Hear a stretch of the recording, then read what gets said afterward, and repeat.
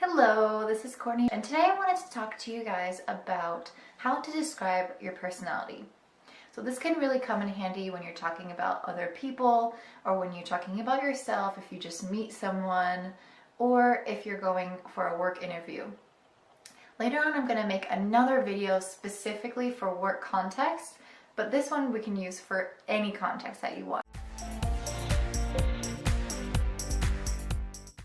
So when you talk about yourself, you can come from a very neutral position and just say, I am, and then this type of person. Or you could say, I really feel that I am, and this will add emphasis to show that you really identify with that part of your personality. Or you can say, I like to think that I'm like this, and that shows a little bit of skepticism. Maybe you are like that, but not all the time. So today we're going to go over some of the positive and negative traits of a personality. And whenever you're talking about a negative personality trait for yourself, it's probably better to use modifiers and the verb can in order to lighten the severity of what you're saying. So for example, I can be a bit standoffish. Can in this context really helps the listener understand that it's not something that you do all the time, and that it's also something that happens almost situationally. So maybe you can be standoffish when you're in a big room with lots of people and you feel overwhelmed, but not when you meet someone one-on-one. So when you say you can be a type of way, then this indicates that that's not really your nature, but it happens to you sometimes. Also, using modifiers like sometimes, a little, or a bit will show that this is not something that's a part of your personality 110%. It's something that can come out of you that's negative, but that is not there all the time. For example, I can be a bit hasty when making decisions. So hasty is when you do something too quickly. And if you're making decisions hastily, that's not a good thing. So I want to use the word a bit or sometimes to make it seem like it's not that bad, or I don't do it all the time. Before we get into the examples of the positive and negative traits, I wanted to talk about two really common mistakes that I hear advanced ESL speakers make pretty often. The first is when they're talking about their English level. I hear a lot of students say, I have a good English, or he has a good English. This is not correct. We actually want to say, I have a good level of English, but you're not going to use an article like a in front of English. You can use it in front of the word level, that noun, but you're not going to use it in front of the proper noun English. Instead of saying that, you could say, she speaks English really well, or like I said earlier, she has a high level of English. The second mistake I often hear is that my students will talk about their age with the verb have. Now I think that this is coming from Romance languages, like for example in Spanish, they use the phrase I have 25 years instead of saying I am 25 years old. So be careful with that you use the verb to be and say I am for your age every single time. So let's go ahead and start talking about the positive and the negative personality traits. I'm taking a list of these from the personality quiz online called the Big Five. This is from psychology, and this was invented because there are so many personality tests that are looking at many traits, up to 4,000 personality traits, and they reduced it to 5 to create big, broad, core categories of the most important traits that make up a human being. Those 5 traits are openness, neuroticism, agreeableness, extroversion, and conscientiousness. If you're curious, you can even take the Big Five test. I'm going to put a link down in the description, and you can see where you rank in these 5 core category areas.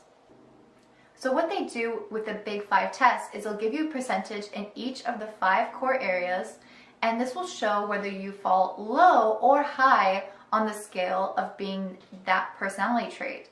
So for example, if you're someone that's extremely open, then you're going to have traits of being really creative, really imaginative, someone who enjoys change, who enjoys to travel, who's open to new ideas, who's adaptive, who's collaborative, that is someone with a high openness trait.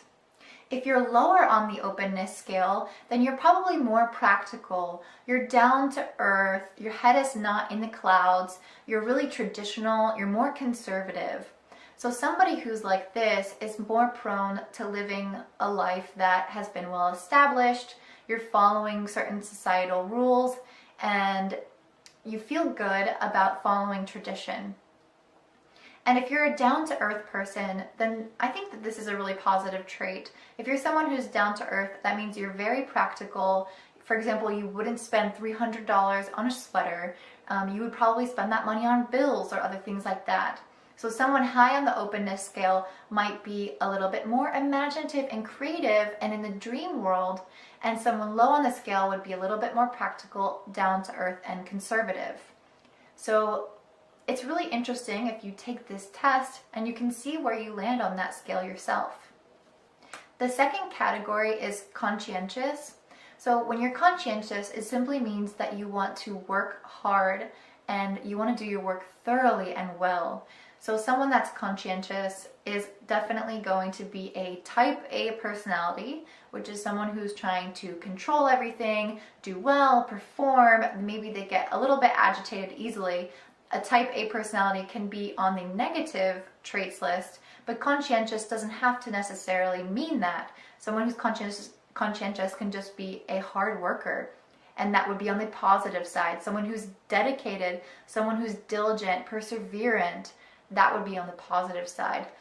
But someone who is low on the conscientious scale would be spontaneous. They would have a hard time following rules and organization. They wouldn't put things away, and they would have trouble creating fixed plans, and they would like a lot of flexibility and fluidity in their life.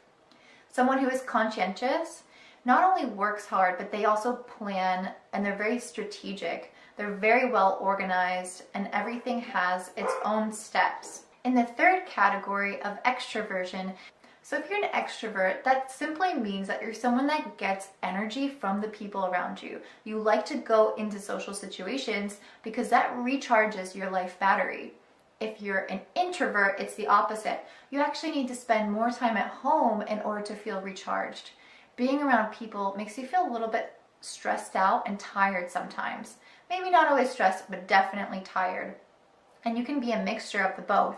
I think that I'm personally about 50-50, or maybe even 60 introvert, 40 extrovert, because I definitely feel like I need my time home alone, and I also need my time in social circles. So there are two different ways that you can talk about this. You can say, I am an extrovert, or you can say, I am extroverted to describe yourself. You can say, I am an introvert, or I am introverted. If you're a little bit lower on the scale, then you probably like to spend more time alone, like I mentioned. You're probably a little bit more formal, buttoned up, serious, a little bit more reserved, not as social. You kind of hide within yourself, and maybe you're a little bit more tense as well because you don't feel as comfortable in social situations. If you're extremely extroverted, then you're outgoing, you're the life of the party. You like to make lots of jokes. So someone who's the life of the party gets a lot of attention because they like to talk to other people, and they have a lot of really funny things to say, a lot of encouraging things to say. People just enjoy hearing them and listening to them and talking to them as well. In the workplace, you probably really like working with others as well. So being an extrovert can be a really strong asset when you're on a team. So if you're ever talking about yourself in the workplace environment, you can say, I really like being a strong team member. I'm an extroverted person by nature. The fourth category is agreeableness. So somebody who is on the low end of the spectrum would be hard-headed, which means that they're stubborn and they don't want to change their mind. They can also be competitive, so they want to always be the best. They can also be really proud and have a very big ego, and they can be skeptical, so they might not always believe people and what they're trying to say. If you're high on the agreeableness scale, that's a really good thing. People find you very friendly, good-natured, maybe charming, and a naturally nice person. So people will also find you compassionate, so you care a lot about other people. You have empathy and sympathy. You're really good-natured, just in general, and you're a good listener too. You are eager to please, which means that you want other people to like you. You want to please other people through your words and through your actions. So agreeableness is a really good thing to have if you want to fit in and if you want to get along with everybody. So the final, or the fifth category, is talking about your natural reactions to scenarios. If you're high on the scale of natural reactions, this means that you're highly reactive, highly emotional to situations. You get quite stressed if things don't go right. You get angry or upset or irritable, which means that you're irritated and annoyed easily at situations. So if you're high, those are all the negative emotions you will easily experience when things are not going your way. However, if you're low on that scale, then you're pretty easygoing. That's the best word to describe yourself. Easygoing. You're relaxed. Things come your way and they don't bother you. You just kind of go with the flow, and life throws you tons of curveballs, but that doesn't bother you. Those difficult situations don't affect you because you're a pretty stable and relaxed person on an emotional level inside of yourself. So those are the 5 categories. And now I'm going to go over specific positive and negative traits that weren't in those categories that I think are really useful to describe yourself. The first one is to say that you have a magnetic personality, and a magnet simply attracts other metals to it. So someone who has a magnetic personality, you can imagine, attracts tons of people to themselves because they're just so easy to get along with and they're just so entertaining. So you definitely want to say that you have a magnetic personality when describing yourself. It's also really wonderful to say that you're a witty person. So when you're witty, you have this kind of intellectual sense of humor. And I like to use this a lot with the word banter, which means to have this type of humor back, and this witty type of humor back and forth between two people. So you could say, I really love how the British people have this witty banter between themselves. That's a really cool way to describe that. If you said that I was a witty person, I would take that as a huge compliment. I would think that that's super nice to say, because it's one thing to be funny and it's another thing to be smart, but when you put them together, you have witty, and that's just everything that's awesome. Another wonderful word that you can use is a Renaissance man or woman or person. So a Renaissance person is someone that is very good at a number of things. They can write, they can dance, they can read, they can sing, but they can also do math, and they're also really good at science. And you just don't know how they came out of the womb being amazing at everything they do. Everything they touch turns to gold. So it's basically somebody who's just extremely intelligent in every single area, and they're just really gifted at a variety of topics. So you can also use the word gifted at something, and people who are Renaissance people are pretty much gifted at everything. So they're very lucky. Another positive word is to say that you're cultured. So if you're cultured, you're someone who has traveled a lot, you've read a lot, and in English, when you say that you've read a lot, you say, I am well read, or I am well traveled. Those are 2 typical words that we use to talk about somebody who's cultured. So it's a really great word for somebody who is in touch with all the aspects of life and arts. The last word for the positive list is astute. So someone who is astute is really good at understanding the situation and making a great decision based off of it. So they can really navigate people and situations, and they know how to make the best logical choices in their life in order to come out ahead. It's not necessarily saying that they're manipulating people, they're not, but they're just using the situation to their advantage. So that's an astute person. Okay, now let's talk about all of the negative traits. So hopefully you guys, again, can use this with the modifiers so they don't sound as intense, or maybe you need to use them to describe someone that you just don't really get along with.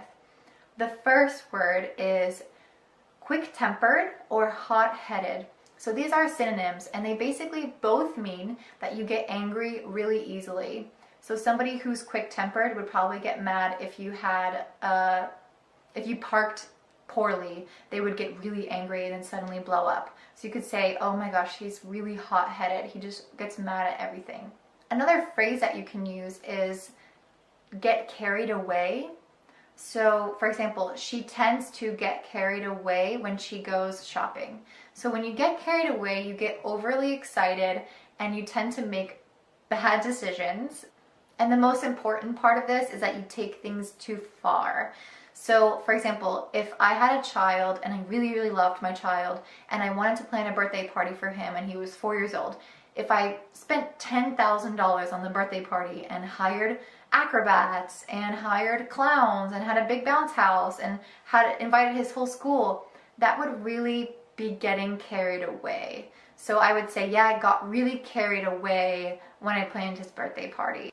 You can also call someone superficial. So if you don't feel like someone is connecting on a soul deeper level, if all they talk about is clothes or the weather or things that don't matter like sports, or not that sports don't matter, but all these things are very surface level. If they're talking about those kind of things and they don't seem like they're a person that you can talk with about actual things that matter in your life, then that's a pretty superficial person. You can also use this to describe somebody that's really just attracted to somebody because of their looks, and they're not going after people because of the way that their mind works or the way that their heart feels and things that are actually important to being a human being. The next one is tactless. So when someone is tactless, they don't have tact. And tact is basically the ability to be more intuitive and sensitive to other people's feelings when you're talking.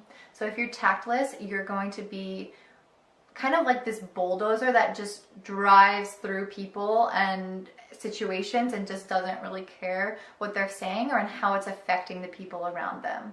So this is a really good description to describe people who are not careful with their words at all. We can also talk about someone who's bad with money. This can come in two different forms. You can either spend way too much money or be so tight with your money that you're not spending it on the things that you need to, and maybe you're making other people buy you those things. So somebody who's too tight with their money is stingy, and somebody who spends way too much money is called a spendthrift. So that's a noun. So either way, it's not really good to be on either side of the spectrum. You can also say that someone is very cunning. So this is somebody who's smart, but they're using that intelligence in a way to manipulate people to get what they want out of them. So they're deceiving people in some type of way. Maybe they're setting up some kind of trap to deceive people so that they get what they want. For example, a used car salesman could be very cunning, and he could change the odometer or the mileage on the car on the panel that says the mileage, and somebody could buy the car thinking that it's almost brand new when actually it's extremely old. So that's a cunning thing to do. That's a cunning person. So somebody who's there to deceive someone else for their own benefit. The last three are kind of funny. So one is called the worrywart. Someone who is a worrywart just worries about everything, and they're kind of annoying with how much they worry. And a wart is actually that thing that grows like on your hand or sometimes on your foot, and it's like this skin, I don't even know how to describe it, this skin polyp type of thing. I'll put a picture on the screen even though it's disturbing, and so you guys can see what a wart is. But yeah, that's what we say in English, that you are being a worrywart. The other two are pretty similar, Negative Nancy and Debbie Downer. We like to use these in American English to describe people that are just bringing down the vibe of the group.